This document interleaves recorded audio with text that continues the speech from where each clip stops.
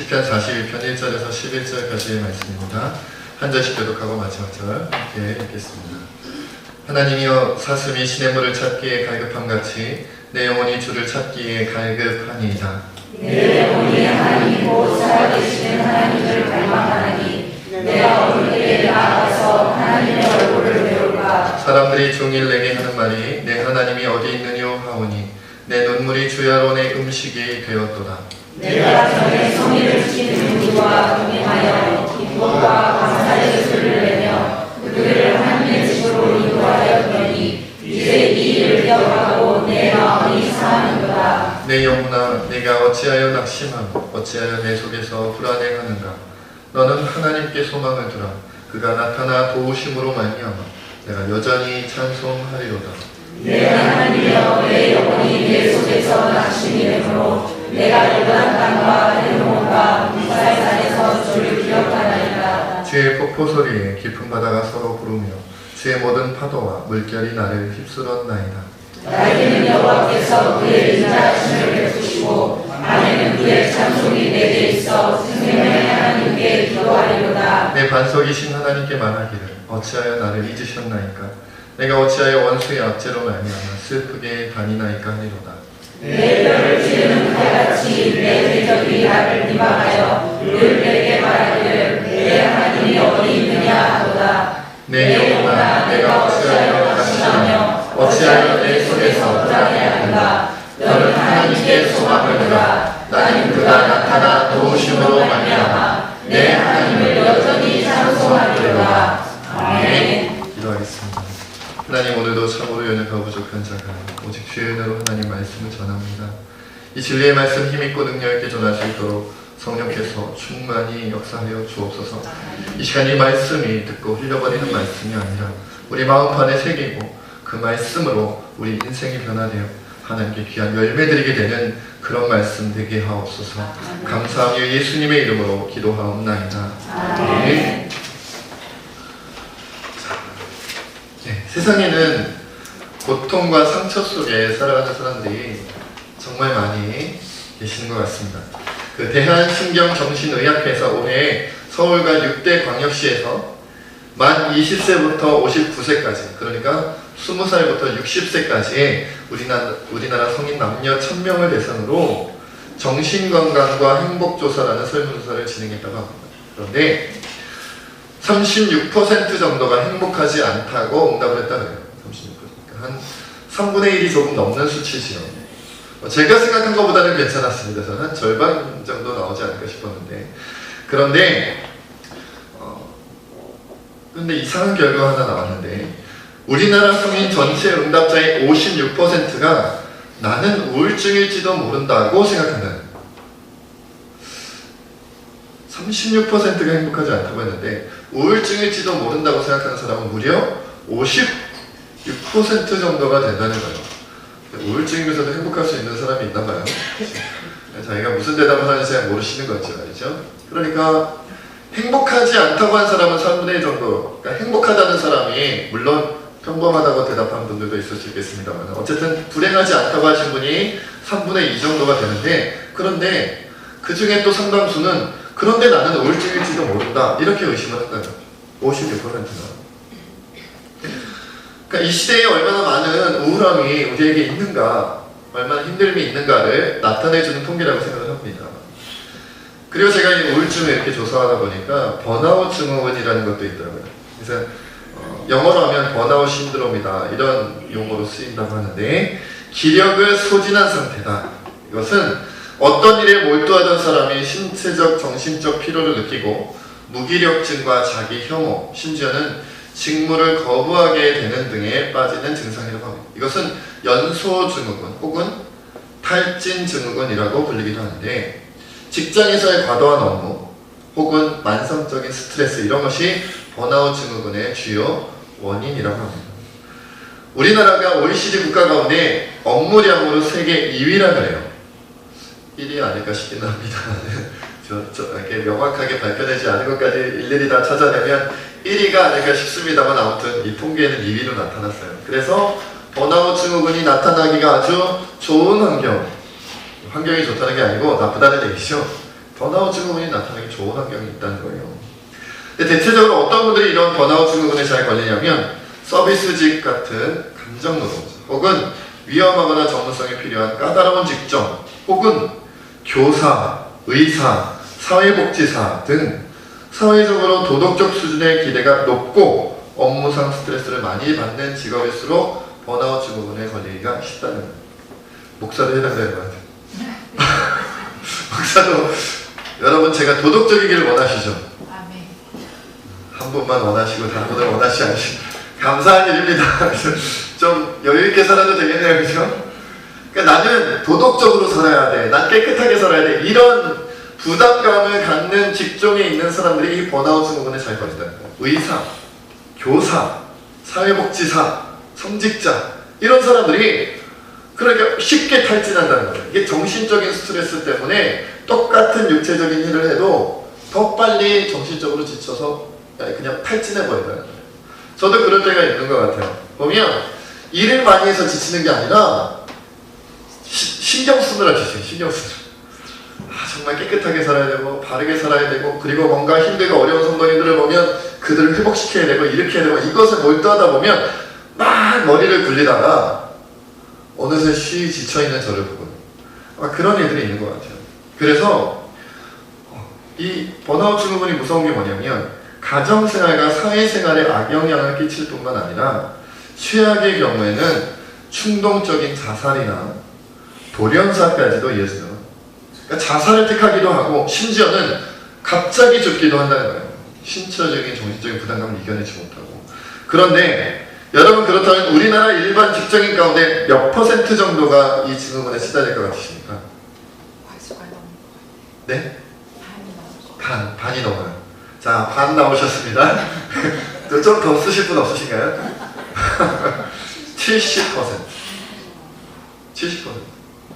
그러니까 3명 중에 2명 이상이 번아웃 증후군에 시달린다는 거죠. 직장인 가운데. 그러니까 여기 앉아 계시는 우리 젊은 남자 집사님들 가운데 3분의 2는 제정신이 아무튼 여자분들도 마찬가지예요. 직장에 다니시는 분들이 계시잖아요. 그렇죠? 일을 하시는 분들 있잖아요. 그러니까 일하는 우리나라 사람 3명 중에 2명은 지금 정신이 제정신이 아니다.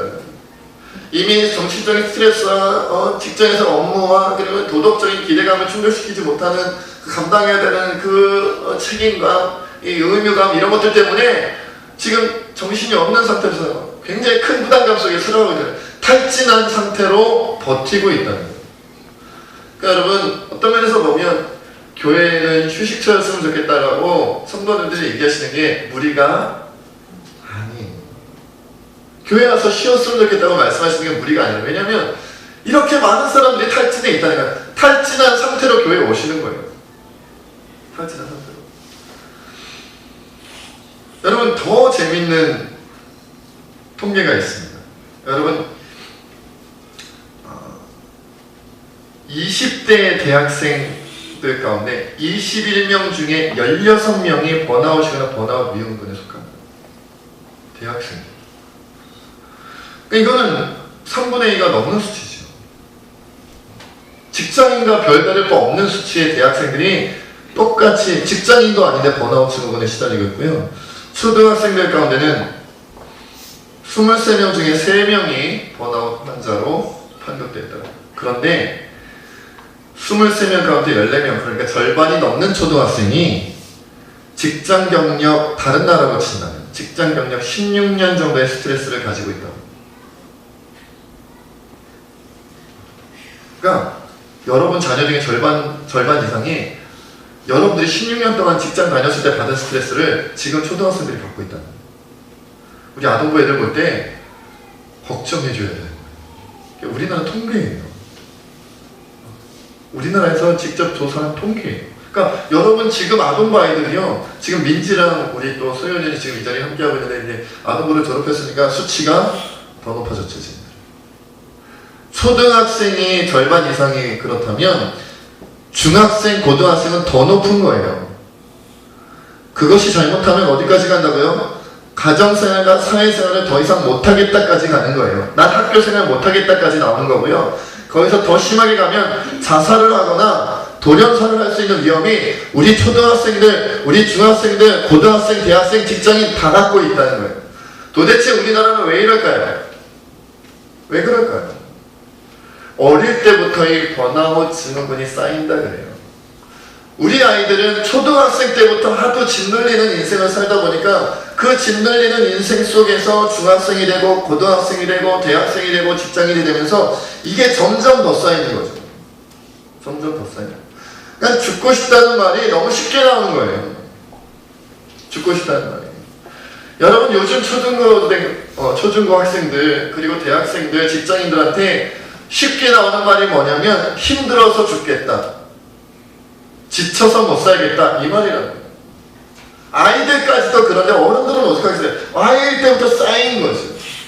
이 통계가 왜 나온 거냐면 아이일 때부터 쌓여서 이렇게 됐다는 거예요. 그래서 우리나라는 지금 OECD 국가 가운데 자살률 1위를 달리고 있어요. 1위를. 너도 나도 이제 못 살겠다, 죽겠다, 이 말이 나온다는 거죠. 문제는 뭐냐면 그러면 신앙인은 다르냐, 그리스도인은 다르냐 말이죠. 그리스도인은 예수님을 믿고 하나님의 인도하심을 받고 평안히 삽니까? 여러분 행복하십니까? Are you happy? 김장희 집사님은 영어를 알아들으셨어요. 여러분 행복하시냐 말이에요. 안 행복하다는 거예요. 기독교인은 이 수치가 적어들까요? 기독교인이 이 수치가 적을까요? 줄어들었을까요? 세상 밖에 있는 예수님을 모르고 하나님을 모르는 사람들보다 이 번아웃 증후군이나 우울증에서부터 자유로울까요? 그렇지 않다는, 똑같다. 여러분 이상하게 우리나라에서 무슨 통계 낼 때 보면요, 기독교인의 통계가 별로 다르지 않아요. 이혼율 비슷해요. 낙태율 비슷합니다. 자살률 비슷해요. 기독교인이라고 이혼 안 하고 기독교인이라고 낙태 안 하고 기독교인이라고 자살 안 하느냐, 비슷하게 한단 말이에요. 말하자면, 결론적으로 얘기하면 우리 예수님 믿는 우리 기독교 신앙이 여러분 인생에 별로 영향을 안 준다고요. 도움이 안 된단 말이에요. 녹화되고 있는데 지우스도 편집 잘라주세요. 여러분 예수님 믿고 기도하고 말씀 읽고 예배드리고 설교 듣는 게 여러분 인생에 도움이 안 된다고요. 왜 오셨어요? 도움이 안 되는 짓을 하고 있는 거예요. 시간 낭비, 시간 낭비. 우리가 이 사실에 주목할 필요가 있어요. 교회 와서 어떻게든 1시간, 2시간 때우고 가자, 이게 우리의 마음이라는 거예요. 아유, 안 드리면 천벌 받을 것 같으니까 그거는 못하겠고, 있어봐야 별로 도움은 안 되지만 천벌은 안 받아야지, 이게 우리 마음일 수 있다는 거예요. 그래도 여전히 나는 힘들고 여전히 나는 죽겠고 나는 여전히 괴롭고, 이게 우리 마음이다라는 거죠. 마치 오늘 말씀에 있는 이 시편 기자처럼 말이죠. 오늘 1절 2절 말씀 함께 읽겠습니다. 시작. 하나님이여 사슴이 쉬는 물을 찾기에 갈급함같이 내 영혼이 주를 찾기에 갈급하나이다. 내 영혼의 하나님 곧 살아계시는 하나님을 갈망하나니 내가 어디에 나아가서 하나님의 얼굴을 배울까. 여러분 2절에 보면 이런 말씀 있죠. 내 영혼이 하나님 곧 살아계시는 하나님을 갈망하나니 내가 어느 때에 나아가서 하나님의 얼굴을 배울까. 이 말은 뭡니까? 하나님이 살아계시는 하나님인데 내가 그를 갈망한다. 이 말은 뭐예요? 살아계시는 분을 내가 못 만나고 있다는 거예요. 어디 계신지 모르겠다는 말입니다. 살아계신다고 내가 믿기는 믿어야겠는데 그런데 도대체 어디 계시냐? 내가 만나고 싶다는 거예요. 내가 갈망한다는 거죠. 내가 어느 때에 나아가야 하나님 얼굴을 배울까? 도대체 어디 계시니까 이 얘기예요. 하나님 내가 잊으는데 도대체 어디 계세요? 도대체. 교회 와서 기도하고 말씀 읽고 집에 가서도 골방에 들어박혀서 울먹이며 울부짖으며 이렇게 기도하는데 도대체 어디 계시느냐 이 말이지요. 사슴이 시냇물을 찾기에 갈급함같이 내가 주님 찾고 있는데 도대체 어디 계시냐. 아무리 찾아도 도무지 주님의 음성은 들리지 않고 응답은 없고 자꾸만 내 인생은 점점 더 힘들어지고 괴로우니까 사람 쓸 때까지도 조롱하고 멸시를 합니다. 3절 말씀도 함께 읽을게요. 시작. 사람들이 종일 내게 하는 말이 너희 하나님이 어디 있느냐 하오니 내 눈물이 주야로 내 음식이 되었도다. 10절 말씀도 함께 읽습니다. 시작. 내 뼈를 치려는 칼같이 내 대적이 나를 비방하여 늘 내게 말하기를 너희 하나님이 어디 있느냐 하도다. 사람들이 조롱한다면 네 하나님이 어디 있어? 네가 하나님이 살아계시다면 네가 이 따위로 살겠어? 네가 이렇게 비참하게 이렇게 힘들게 살겠어? 하나님이 있다면 증거를 내봐라고 얘기를 하니까 눈물이 주야의 음식이래요. 이 말은 뭐예요? 밤낮 울고 있다는 거예요. 10절에는 아예 이 말씀이 뭐라고 그러냐면 뼈를 칼을 찔러도 칼이 살을 찔러도 힘든데 뼈까지 들어왔다는 건 뭡니까? 깊이 들어왔다는 거죠. 살을 찔러도 한번 찔러볼까요? 여러분 한번 칼로 살을 찔러보세요. 아픈가? 아프죠. 그런데 뼈까지 들어왔다. 이건 완전히 온몸을 갉아먹는 것 같아요. 내 온몸을 부스러뜨리는 것 같은 고통이 내게 임했다는 거예요.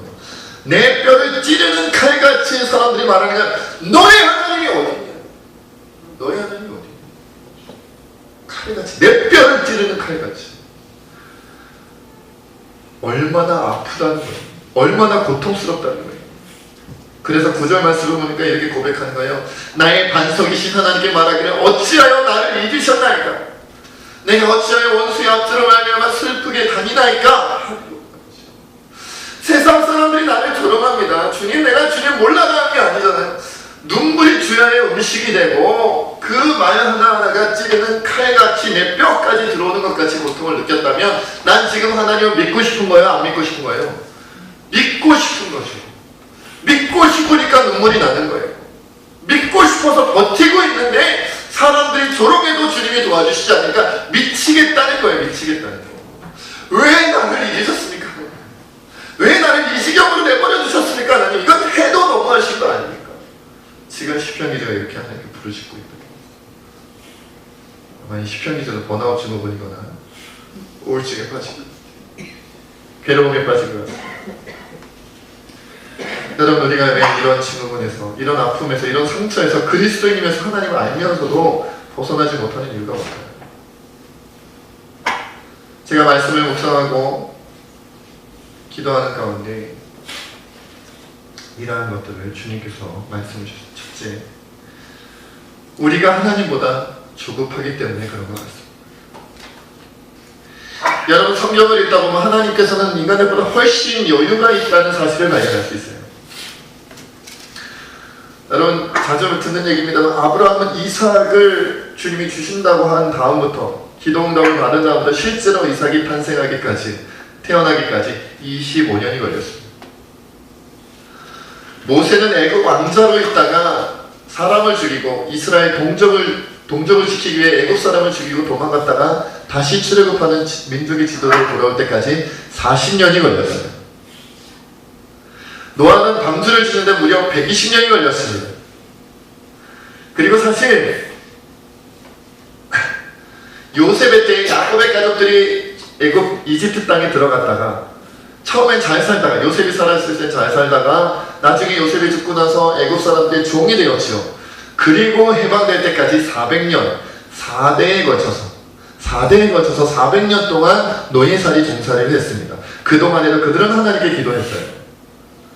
여러분, 기간으로 보면 인간들은 하나님보다 훨씬 조급합니다. 하나님 1년 안에 뭔가를 보여주십시오. 2년 안에 뭔가를 보여주십시오. 5년 안에, 10년 안에 뭔가 온 세상이 확 뒤집어지게 해주세요. 주님, 저는 그렇게 오래 못 기다립니다. 어떻게 내년까지 기다리고 어떻게 3년을 기다려 못합니다. 이번 달 안에, 오늘 안에 무슨 일이 있어요? 이번 주 안에 뭔가 확 뒤집어지게 해주세요. 이게 우리 모두의 마음. 못 기다린다는 거예요. 못 기다려. 저지멜라 목사님 52년 기도했다 그러는데 신앙의 대가가 되면 기다릴 수가 있게 돼요. 왜냐하면 확실하니까. 확실하면 기다릴 수 있는 거예요. 5년만 기다리면 100억이 들어온다. 대신에 5년 안에, 5년 동안 매달 얼마나 할까요? 50만 원으로 버텨야 된다. 여러분, 5년 버티겠어, 안 버티겠어? 확신하면, 확실히 100억이 들어오면 전 5년 참습니다. 네. 확실하지 않기 때문에 제가 안 찾는 거예요. 저 뭐 사례를 50만 원을 줄이다니 그러지 마세요. 저 그냥 예화예요, 예화.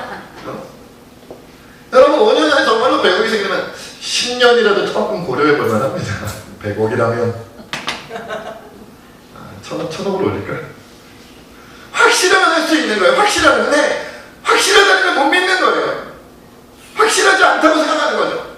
너 분명히 이삭이라는 아들, 너를 통해 온 열방의 바다의 모래같이, 하늘의 별과같이 너의 자손을 줄 것이야. 믿으면 버틸 수 있는 거예요. 이스라엘아, 난 너의 하나님이여, 내가 너와 함께하리라. 난 널 구원하고 너는 나로 인하여 창대하게 될 것이다. 이스라엘을 믿으면 기다릴 수 있는 거예요. 우리가 못 기다리고 지치고 피곤하고 넘어지고 쓰러지고 죽을 것 같은 이유는 뭐냐면 끝끝내 마지막 순간까지 버틸 만한 우리에게 인내와 믿음이 없는 거예요.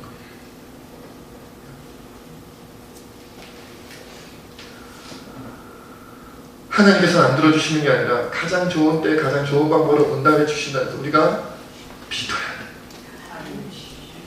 우리에게 있어서 인생의 최악은 세상에서 실패하는 게 아니라 하나님과 멀어지는 거예요. 세상에서 실패해서 제가 안 그러겠습니다만 언젠가 목회에 실패해서 쫓겨나는 한이 있더라도 그것은 인생의 최악이 아니에요. 그건 인생의 최악이 아닙니다, 여러분. 인생의 최악은 세진께서 성공가도를 달려서 5년 안에 막 10만 성도를 이루고 삼성동 땅을 다 갖고 코엑스를 소유 말을 뭘 못하겠어요. 말을 하는데 그렇죠? 이게 지금 막 자동차 수집하는 게 제 취미가 되고 그렇죠? 자가용 비행기를 막 띄우고 이러는 가운데 하나님과 멀어지는 거 이게 최악입니다. 이게 최악입니다. 우리가 인생의 성공과 실패가 먼저를 분명히 해야 된다는 거죠. 두 번째, 가끔 말씀드립니다만 우리가 하나님을 믿기보다 사람을 믿기 때문에 우리가 힘들어집니다. 그럼 사람은 믿으면 안 돼요. 제가 한 10번 이상은 얘기한 것 같죠? 이양수 목사를 절대 믿지 마요. 절대 믿지 마십시오. 나연아, 원희야, 날 믿지 마. 그럴 거라는 확신이 드는 표정인데 사람을 믿으면 안 돼요. 사람은 믿음의 대상이 아니기 때문에 그렇습니다. 사람은 믿음의 대상이 아니에요. 사람이 믿음의 대상이었다면 우리는 예수님 없이도 율법을 다 지키고 하나님께 갈 수 있었어야 했습니다. 그러나 아무리 하나님께서 이런 기회 저런 기회를 줘도 인간은 결국 죄를 저질렀고 인간은 여전히 타락해 있었으며 그래서 예수님의 피가 아니면 예수님의 죽음이 아니면 우리는 살아날 수가 없었습니다. 그거는 목사님 아니라 목사님 할아버지라도 그렇습니다. 저희 할아버지께서 그래요. 여러분 우리가 아무리 믿을 만한 사람을 찾아다녀도 못 믿을 수 있는 사람은 이 세상에 한 명도 없습니다. 우리가 성인군자라고 부르는 사람이라 할지라도 그의 내면 속에 뭐가 있고 그의 과거에 뭐가 있으며 그의 숨겨진 드러나지 않은 부분 가운데 어떤 마음과 어떤 행동이 있었는지 어떤 인생이 있었는지 우리는 모릅니다. 사람은 믿는 대상이 아니고 사람은 용서하는 대상이고 사람은 감싸는 대상이며 사람은 사랑하는 대상이지 믿는 대상이 아닙니다. 제가 우리 세진교회 성도님들을 함께하는 이유는 여러분들 믿기 때문에 전 여러분들을 안 믿습니다.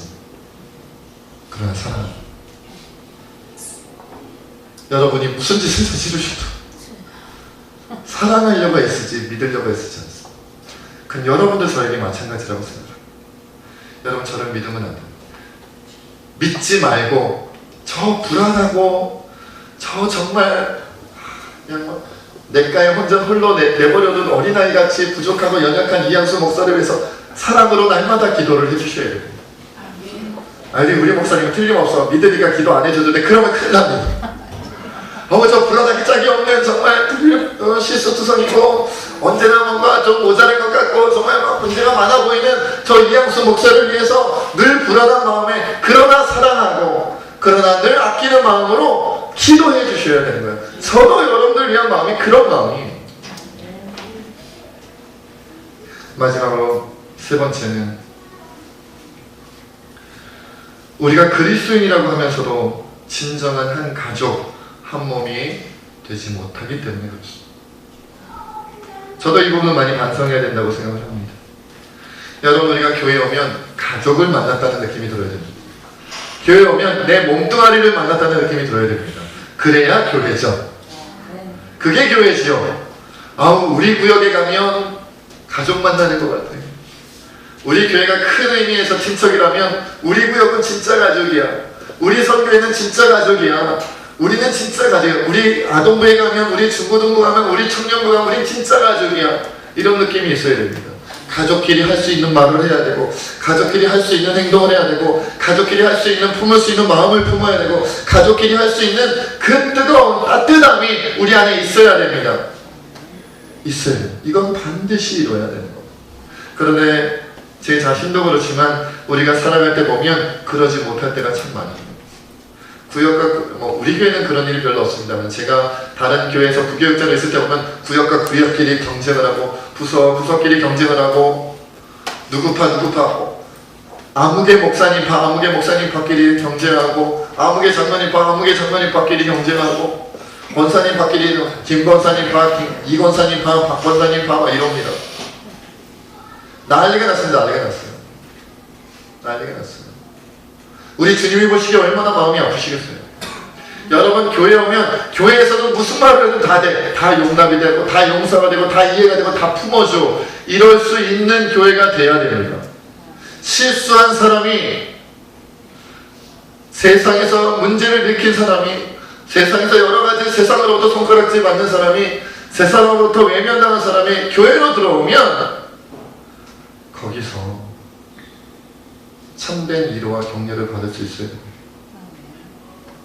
세상에서 실패한 사람이, 세상에서 쓰러진 사람이, 세상에서 넘어진 사람이, 죽을 것만 같았던 그 사람이 교회에 오면 못났다고 손가락질 받고 지적받고 판단받고 비난받고 그래서 아예 그냥 죽어가던 사람을 확실히 죽이는 게 아니라 그 사람이 살아나는 그곳이 바로 교회예요.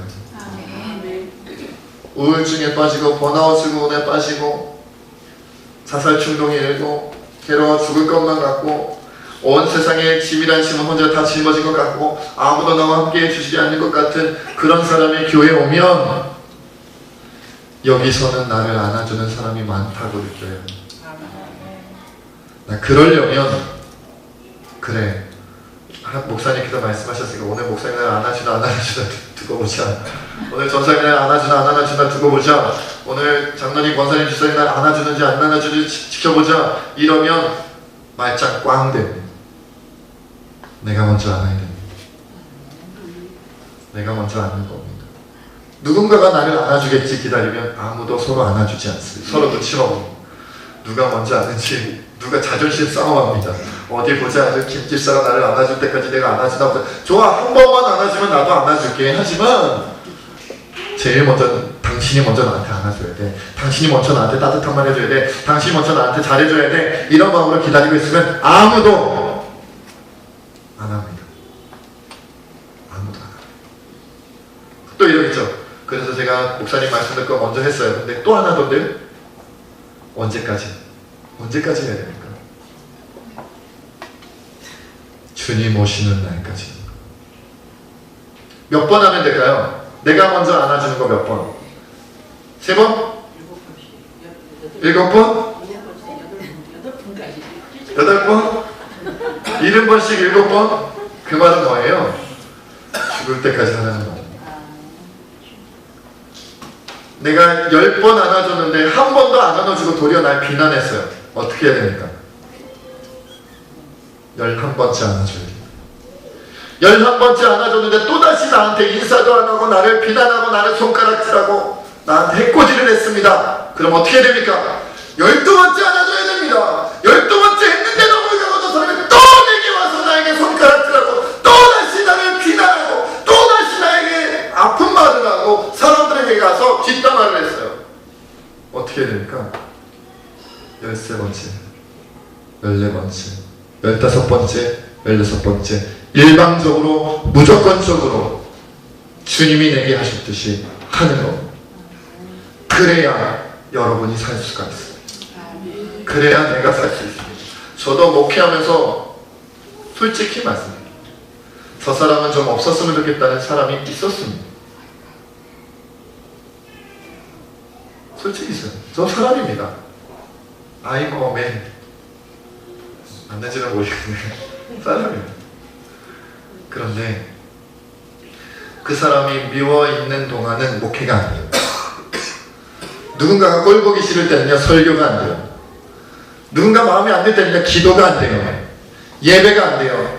기도 흉내내고 예배 흉내내고 설교 흉내는 내지만 진짜 설교는 안 되고 진짜 기도는 안 되고 진짜 예배는 안 돼요. 어떻게 그럴 수가 있겠어요?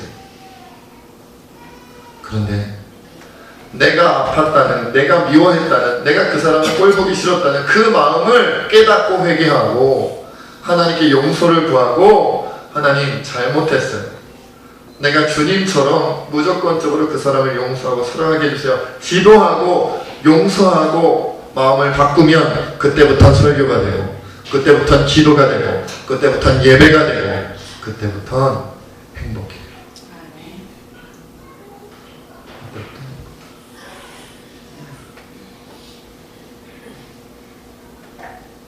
여러분, 사탄은 끊임없이 우리를 공략하고 공격합니다.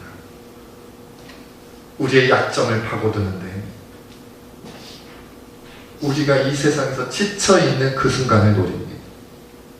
스트레스에, 업무에 빠져서 여유가 없고 오래 기다리지 못하고 사람들을 자꾸 믿고 의지하다가 배신당하고, 그리고 내가 왜 먼저 손해를 봐야 돼? 왜 내가 먼저 안아줘야 돼? 나도 힘든데 나를 먼저 알아주고 나를 먼저 안아주면 안 돼? 라고 생각하는 그 마음을 파고듭니다. 그래, 네가 먼저 사랑하면 손해야 라고 얘기합니다. 네가 먼저 희생하면 손해보는 거라고 얘기를 합니다. 네가 먼저 낮아지면 네가 피해를 보는 거라고 얘기를 합니다. 그 이야기는 예수님이 하시는 게 아니라 사탄이 하는 겁니다. 여러분이 가야 돼요. 제가 가야 돼요. 그리고 주변을 둘러보세요. 70%가 번아웃 증후군이래잖아요. 초등학생들이 죽고 싶대잖아요. 그러면 그냥 지나가는 아무나 붙잡고 너 힘드니라고 물어보면 2명 중에 1명은 힘들다는 얘기예요. 둘 다 힘들 수도 있어요. 내가 누구한테 잘해줘야 돼요? 내 눈에 보이는 아무한테나 잘해주면 나요. 지나가다가 밟히는 사람, 손에 닿는 사람 아무나 붙잡고 힘들지요? 한번 안아주면 되는 거예요. 지나가는 아무나 붙잡고 힘들죠? 식사 대접 한번 해주면 되는 거예요. 지나가는 사람 아무나 붙잡고 힘들죠? 차 한잔 대접하면 되는 거예요. 지나가는 사람 아무나 붙잡고 어렵지요? 먹고 살기 괴롭지요? 죽고 싶지요? 그 마음 알아야 돼요. 기도해 드릴게요. 그 한마디면 되는 거예요. 그러면 우리 모두가 사는 거예요. 우리 세진교회가 사는 거예요. 세진교회 성도들이 사는 거고, 우리 모두가 함께 주님에서 새롭게 태어난, 우리 세진교회는 사람이 살아나는 곳이 될 수 있습니다. 우리 시간 함께 하나님의 정말 기도하며 나가기를 원합니다.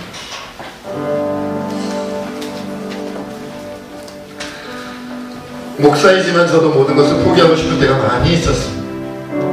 목사이지만 저도 이제 그만 살고 싶다고 생각한 적도 있었어요. 그러나 그때마다 저를 위해 따뜻하게 격려의 말 한마디, 힘내라는 말 한마디 해주시는 분들, 그리고 저를 위해서 기도해 주시는 분들 때문에 오늘도 버티고 여기까지 왔습니다. 저도 여러분들 덕분에 지금까지 살아왔습니다. 여러분, 우리 서로서로 살려줍시다. 서로서로 기도해 줍시다. 서로서로 살아나라고 격려해주고, 서로서로 살아나라고 기도해주고, 붙잡아주고, 위로해주고, 힘을 북돋아 줍시다. 나에게 해코지 않는 사람이라 할지라도, 나에게 말과 행동으로 상처 준 사람이라 할지라도, 주님이 내게 하셨듯이 아무런 조건 없이 용서하고, 아무런 조건 없이 사랑하고, 아무런 조건 없이 품어줍시다. 주님이 오시는 날 우리가 받을 상급과 면류관을 함께 받아봅시다. 함께 기도하겠습니다. 아버지